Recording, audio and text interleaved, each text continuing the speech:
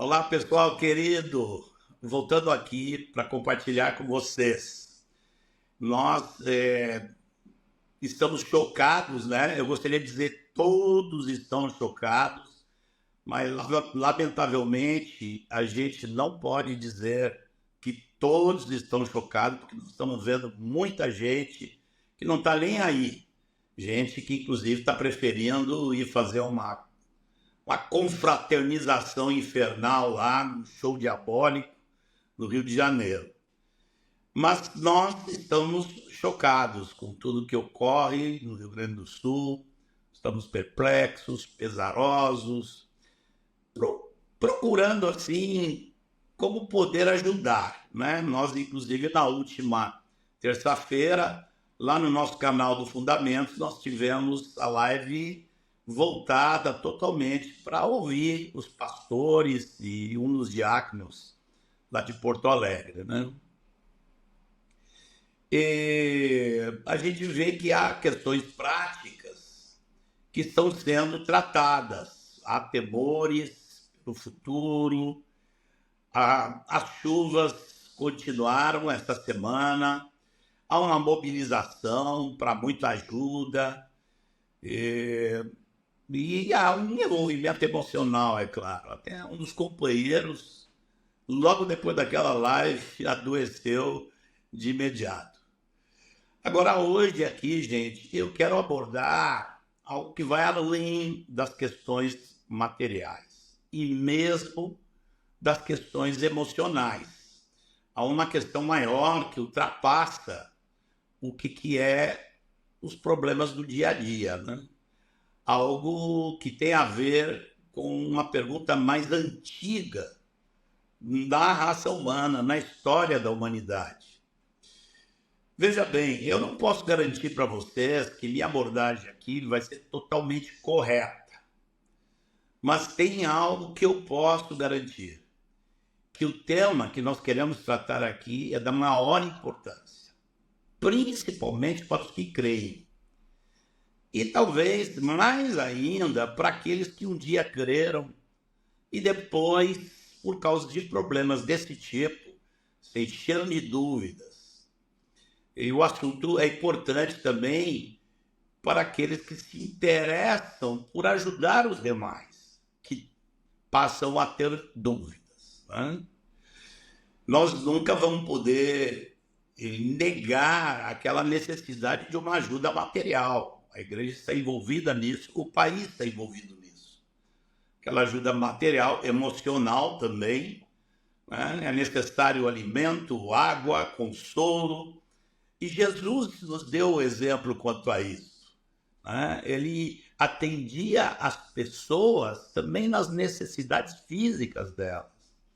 No entanto, o exemplo que ele nos deu e as palavras dele também nos provam que acima de tudo isso está aquilo que é espiritual.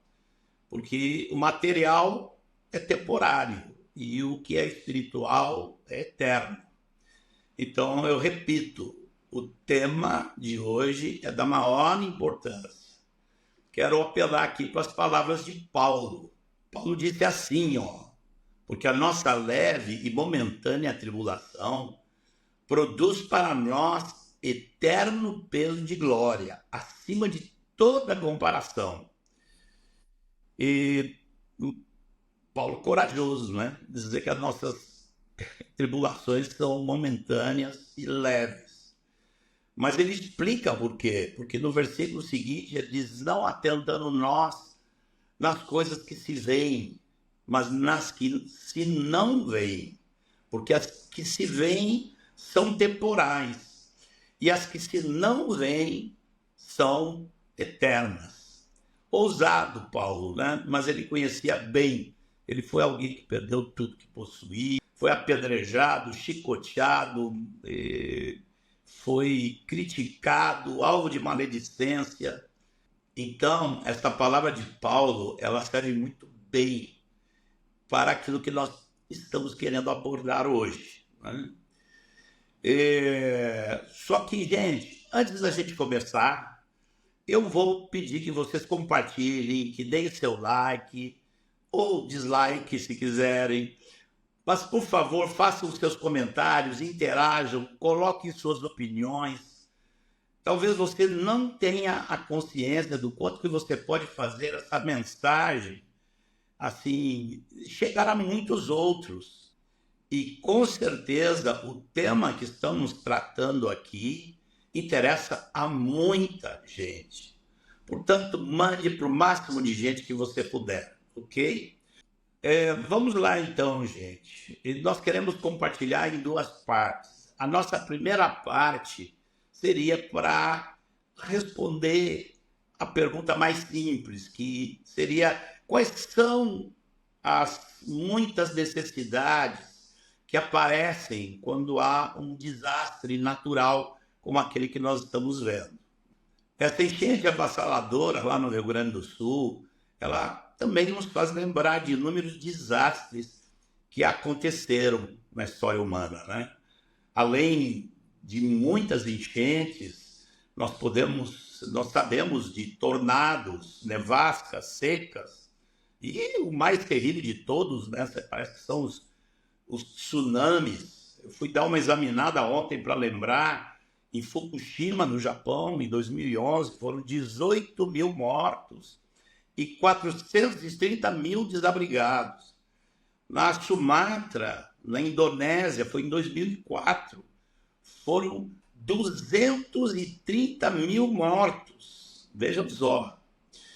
Então, a nossa primeira grande pergunta é essa: quais são as necessidades dos desastres? Vamos falar aqui, procurando trazer uma lista o mais resumido e rápido possível para vocês. Primeiro, há aquilo que todos já estamos vendo, né? Aquelas necessidades materiais. É necessário comida, água, abrigo, remédios, uma parte dificílima, cuidar do enterro de falecidos. Isso tudo a gente já tem visto e tem acompanhado assim de longe por meio de informações, né? Agora, essas necessidades materiais, logo elas são também acompanhadas por necessidades emocionais. Assim, existe, por exemplo, quando não é uma coisa repentina, e lá no Rio Grande do Sul, apesar de ser rápido, não foi repentino. Repentino é como um tsunami que aparece e ninguém estava esperando nada, né? Mas quando não é repentino, vem um medo, principalmente quando aquela coisa vem num crescente. Para muitos lá pegou de surpresa, porque foram dormir e no outro dia já estavam com a água entrando em suas casas, né? Mas quando é uma coisa de imediato, tsunamis, além de medo, existe um choque emocional muito grande. Existem traumas pela perda de entes queridos, né? Nós queremos agradecer porque existem psicólogos do Brasil inteiro que estão se dispondo a ajudar, há pastores se dedicando, em meio às suas próprias lutas, se dedicando a outros irmãos, se dedicando a consolar, se dedicando a animar. Existe aquela tristeza, principalmente daqueles que perdem seus entes queridos. Talvez na mesma medida existe a ansiedade, né? Que é daqueles que estão esperando notícias sobre desaparecidos, principalmente entes queridos desaparecidos.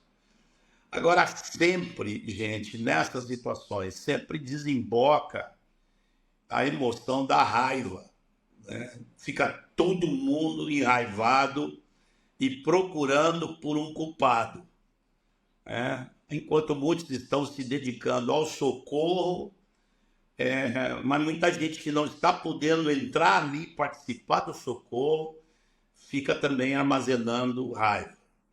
Essa raiva a gente vê assim, bem clara, não só no Rio Grande do Sul, mas se espalhou pelo Brasil, né? Existe ainda na cabeça de muitos toda essa confusão de direita e esquerda. Então, os de direita estão acusando os que estão no poder, que hoje, no poder federal e estadual, são de esquerda, né? Então, estão sendo acusados de desmobilização, e não apenas de que estão fazendo pouco, né? Estão sendo acusados até mesmo de dificultar. As notícias que se espalham quanto a isso são bastante assustadoras.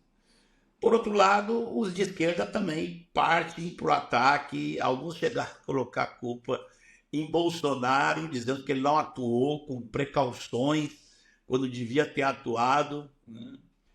Mas, na verdade, todos, seja de um lado, seja de outro, colocam a culpa no descuido com o aquecimento global. E esses fazem isso sem saber que são justamente os maiores detentores do poder que estão por detrás dessas denúncias. É tudo um quadro bastante bizarro e as pessoas tendem a ter opiniões diferentes e ficar enraivecidas umas com as outras. Isso nos leva a um outro tipo de necessidade que nós queremos apresentar aqui também, que é aquela necessidade intelectual. As pessoas sentem necessidade de entender como é que tudo aconteceu. Né? A pergunta já não é o que está acontecendo, mas como. O que causou tudo isso? Como é que pode tudo isso ter acontecido? E a todo tipo de resposta, eu tenho visto pessoas de várias áreas de ciência procurando dar respostas distintas. A mais comum, o pessoal fala do El Niño, não? Agora, eu também vi notícias sobre vórtices polares, né? Vou chamar aqui, para não complicar, vamos chamar de redemoinhos de ar frios que existem no Polo Norte e no Polo Sul. No Polo Norte ele gira em sentido anti-horário, no Polo Sul em sentido horário. São, assim, verdadeiros redemoinhos de ar super frios. E esses redemoinhos, eles são, de alguma maneira, contidos por correntes, o que é chamado de correntes de jato polar, né, que contém aquilo nos polos para não se espalhar pela Terra toda. Mas a verdade é que aquilo ali tudo vira uma força, uma dança de forças celestiais assim, ao redor do Polo Norte e do Polo Sul. E a gente sabe que esses jatos, né, os pesquisadores que falam disso, falam que esses jatos polares, que eles restringem a ação desses redemoinhos, mas às vezes enfraquecem e não contêm esses vórtices polares. E isso produz climas inesperados. E o desequilíbrio dessas forças que nós estamos falando aqui já produziram muitas catástrofes, muitos desastres históricos. E alguns estão dizendo que em 2023 foi anunciado que houve uma queda dessa força da corrente de jato polar que retém esse redemoinho. Isso foi registrado, mas ninguém assim tentou prever as consequências disso. Bom, gente, então resumindo, nós vemos que existem necessidades materiais, emocionais e intelectuais. Agora, há uma dúvida maior do que a dúvida intelectual. É uma dúvida que a ciência não pode responder. Mais do que saber o que está acontecendo ou como aconteceu, a pergunta que no fim paira sobre a humanidade toda é bem mais profunda. Né? E a resposta dessa pergunta acaba muitas vezes gerando ateísmo, filosofias de todo tipo, crenças e as mais variadas religiões. Qual é a pergunta? A maior de todas as necessidades humanas é entender o porquê. A grande pergunta da raça humana é por quê? Por que isso ocorre? Olha, eu sei que alguns poderiam dizer, e não vai faltar quem diga, que diante de tantas necessidades físicas e emocionais, esse tema não é importante. E alguns pensam tipo assim, de que serve a gente filosofar enquanto padecemos de necessidades urgentes. Nós devemos acrescentar essa questão. Alguns pensam assim, mas eu queria dizer, sim, nós precisamos. Por quê? Porque a importância desse tema, gente, está no fato de que, no fim, Deus se torna o acusado e apontado como o grande culpado de tudo. Alguns têm uma raiva tão grande de Deus que, assim, mesmo sabendo em sua consciência mais íntima que ele existe, escolhem negar a sua fé nele por considerá-lo indigno dessa fé. E nós que conhecemos a Deus, nós queremos defender a verdade sobre ele, pois nós cremos nele e confiamos nele. E é por isso que nós estamos trazendo esse assunto. Porque nós sabemos que é isso o que acontece. Historicamente, nós temos visto esse tipo de reação a Deus ao nosso redor. Então, essa simples pergunta, por que isso tudo está acontecendo, né, na mente de muita gente, ela aparece da seguinte forma: onde é que está Deus quando tudo isso acontece? Essa é a pergunta que muitos têm. Então, gente, isso nos leva à segunda parte da nossa fala. Agora nós temos que responder essa pergunta: onde é que está Deus quando tudo isso acontece? A nossa realidade aqui na Terra, ela é muito frágil, né? Nós estamos falando aqui apenas de questões naturais, estamos deixando de lado todo o sofrimento que existe produzido pelo homem. Guerras, raptos, depravação, abuso infantil, contrabando de órgãos. É infindável, né? Agora, mesmo deixando tudo isso de lado, nós percebemos que nós vivemos num ambiente bastante frágil e, por que não, até mesmo hostil. A nossa vida é repleta de risco, temores, acidentes, enfermidades, e como inclusive algumas que se espalham, e como aconteceu no ano de 2020. Né? Se você for pensar na própria atmosfera terrestre, né, ela é tão fina a ponto de que nós não podemos estar mais do que 15 quilômetros acima do solo, nem 15 quilômetros abaixo do solo. Nós não conseguiríamos sobreviver. Né? Então, é tanta coisa. Se você for pensar que a gente vive em cima de pratos de rocha, né? Verdadeiros pratos gigantes que na ciência são chamados de placas tectônicas, que constantemente colidem, causam terremotos, né? Isso que ainda nem mencionamos os vulcões. Né? Então, quando eu vejo isso tudo, eu vejo que a surpresa não é que haja vítimas. A grande surpresa é que haja tantos sobreviventes a tantas intempéries. Então, quando chega nesse ponto, a pergunta que vem sobre a raça humana é assim: tem alguém no comando? Quem é que está por trás disso tudo? Nós estamos aí em débito com alguém ou com alguma força enorme? Então, como essa pergunta é antiga, nós temos respostas que também são antigas e que apareceram em toda a história humana e que estão vigentes até hoje por aí. Nós vamos abordar aqui algumas delas que são as mais comuns. Né? A primeira delas é o ateísmo. O ateísmo resolve tudo dizendo assim, ó, não há Deus. Tudo que ocorre no universo é fruto do acaso. Então, tipo assim, a gente pensa assim, nós dependemos da sorte. Para estes, não existe questionamento sobre os desastres naturais. Eles não se perguntam, porque para eles é irrelevante, né? E não tem porquê, porque isso tudo é natural. Então, essa pergunta, vamos dizer assim, filosófica, para eles está descartada. Eu gostaria de salientar aqui, antes de passar para o próximo, que há um ateísmo militante e crescente.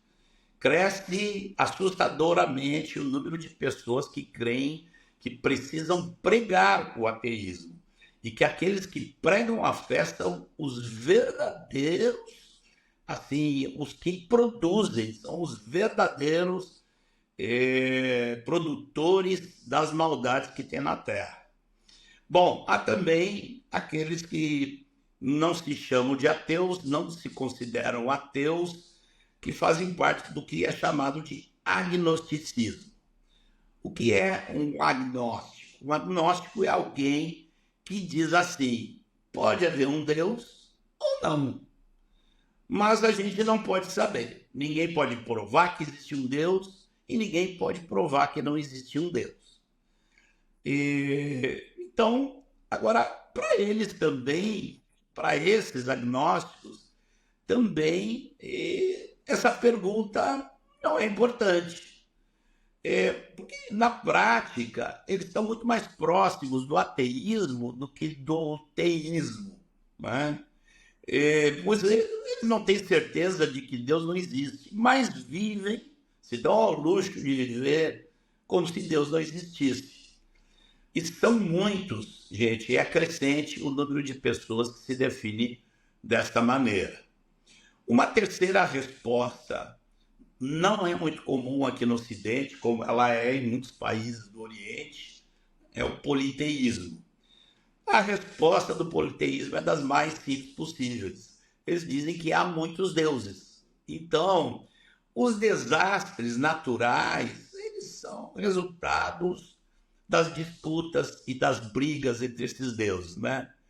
Eles muita gente aqui no Ocidente não temos contato com isso, né? Mas existem países onde essa é a resposta, vamos dizer assim, mais comum. Há uma quarta resposta que assustadoramente tem crescido praticamente como uma religião, que é aquilo que a gente pode chamar de dualismo. O dualismo procura dizer que existem dois deuses. Né? Existe um Deus mau e o outro Deus é bom.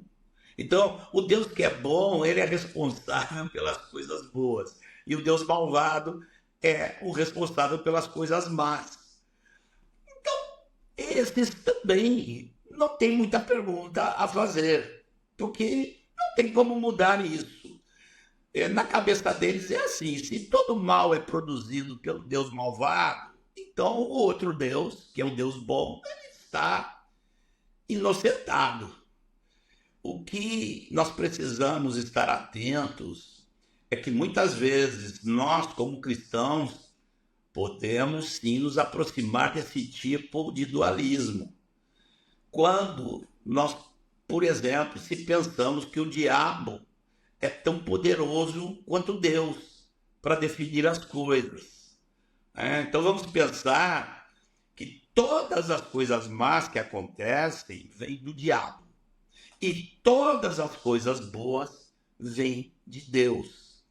Isso é quase uma forma de dualismo. Então nós temos que lembrar, o diabo é poderoso sim, mas é uma simples criatura.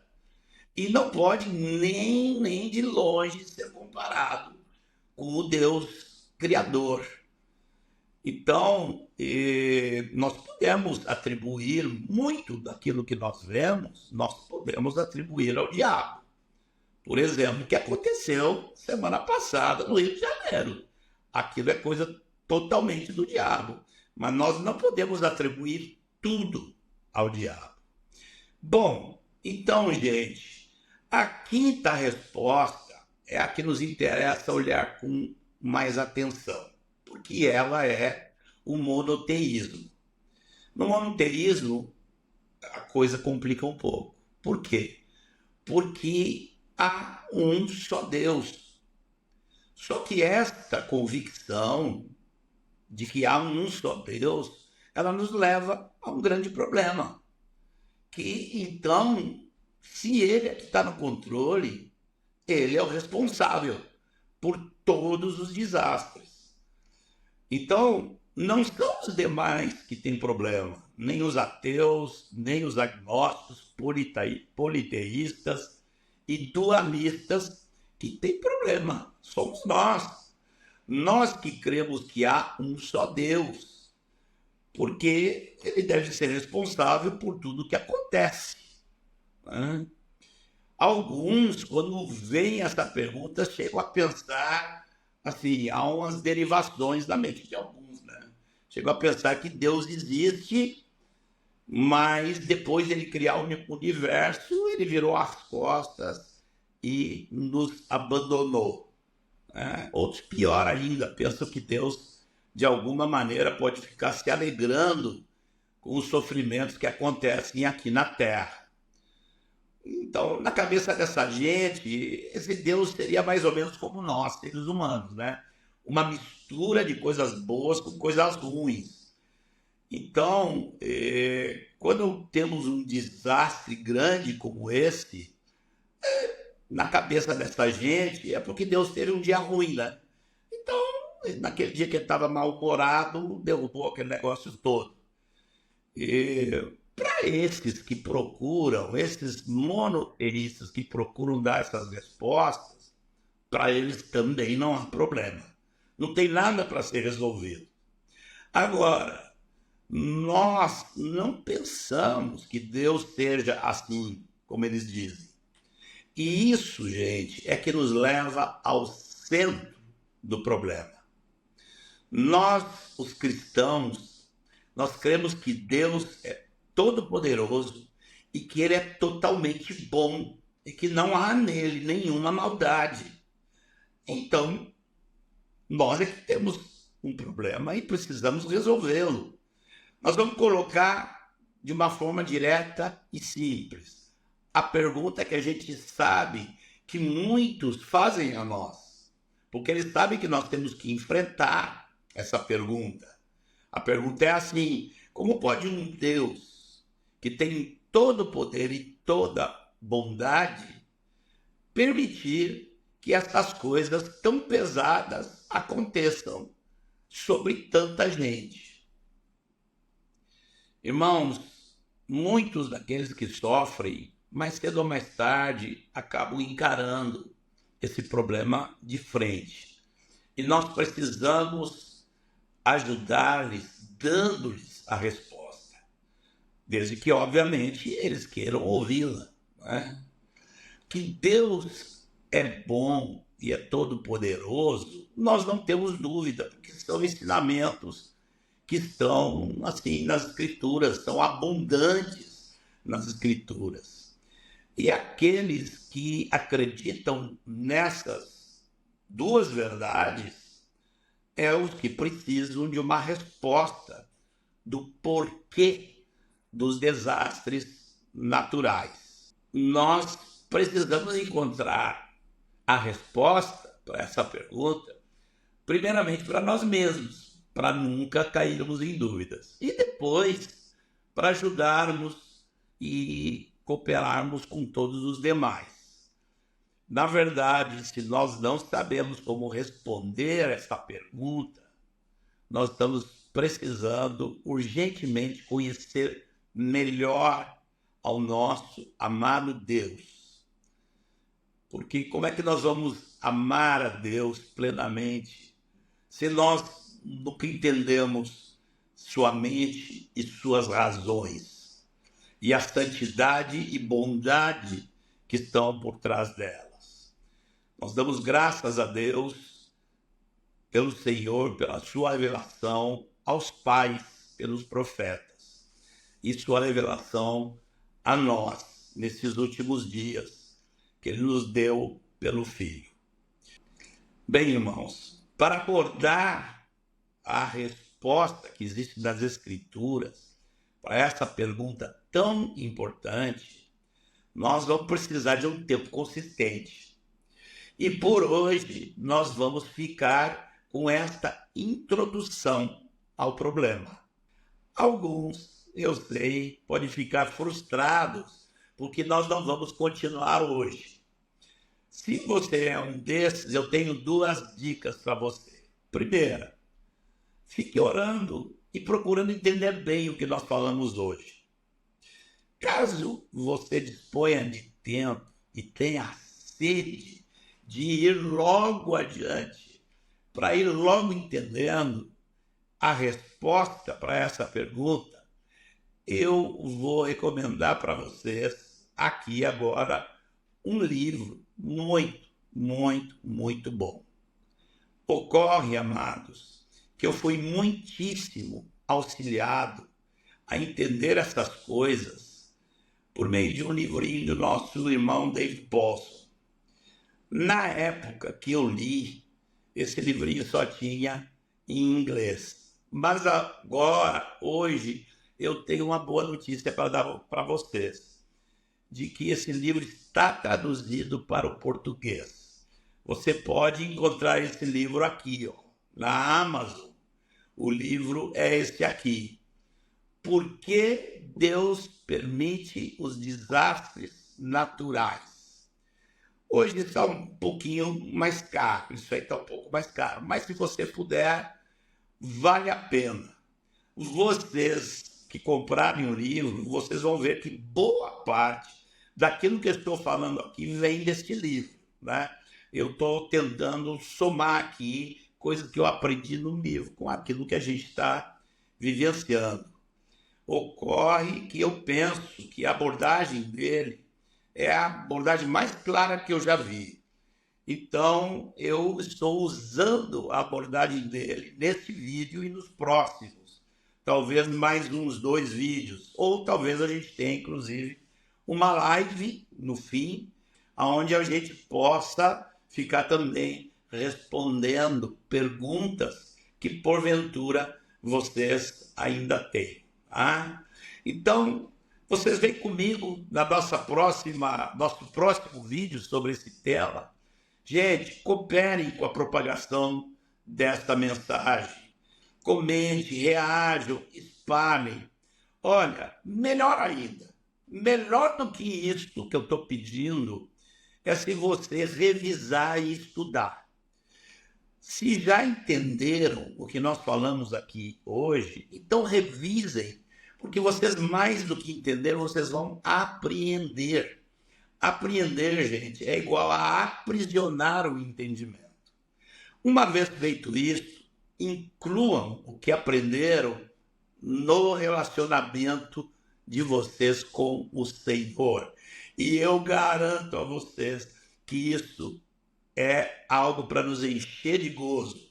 A paz que há em conhecer a plena bondade do Senhor em meio a tantos desesperos, né? E o amor que o Espírito Santo gera em nossos corações pelo nosso Senhor. E uma vez vocês, junto comigo, a gente vivendo essa verdade, por favor, se tornem capacitados para transmitir aos demais que estão ao seu redor. Acrescentando aqui, queridos, ao final dessa nossa fala, a insistência daquilo que nós temos no nosso coração com relação a todos vocês que estão aí passando por sofrimentos, em lutas. Muitos de vocês estão envolvidos com socorro.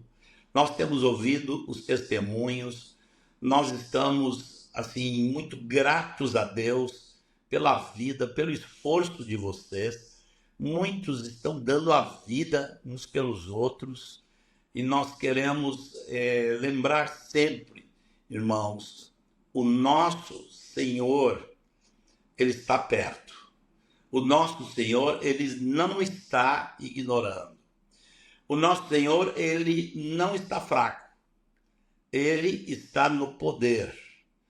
todas as perguntas que possamos ter sobre Ele, Ele vai nos dar as respostas. E nós estamos aqui em oração, e em nome de Jesus, nós suplicamos que vocês estejam consolados por Ele, acima de tudo, vivenciando a presença dEle no meio de todos esses sofrimentos. Os sofrimentos do tempo presente não são para comparar com a glória para vir a ser manifestada naqueles que são do Senhor Jesus Cristo. Amém.